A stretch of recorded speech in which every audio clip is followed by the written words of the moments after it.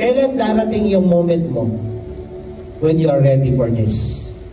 Pag handa ka na sa isang bagay, minsan hindi mabigay-bigay ni Lord yung pinagdadasal mo kasi hindi ka handa. For example nga, nagpe-pray ka ng asawa, hindi ka naman marunong magluto. Ang gagawin mo? Nagpe-pray ka maka-abroad, wala ka namang passport.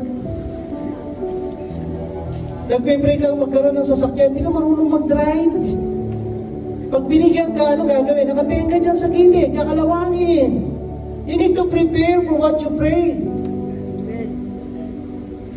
Kailangan mo pinaghahandaan yung pinagdadasal. Para pagdating niya, hindi sayang. Hindi dadaan lang sa kamay mo at mawawala-wala.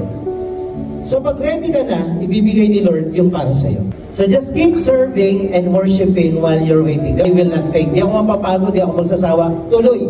Habang nag-aantay, kahit tumagal, tuloy. Dahil alam ko, ang Diyos na pinaglilingkuran ko, hindi sinungaling na Diyos. Amen.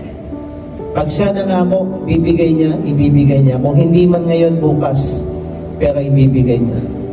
Amen? Amen. Hindi tayo bibigoyin ng Diyos. Kahit tumagal, hindi niya tayo bibigoyin. Yung pag-aantay mo, yung prayer mo, yung sakripisyo mo, yung paglilingkod mo, sa Kanya, hindi yan na mabaliwala. Hindi yan kinakalimutan ng Diyos.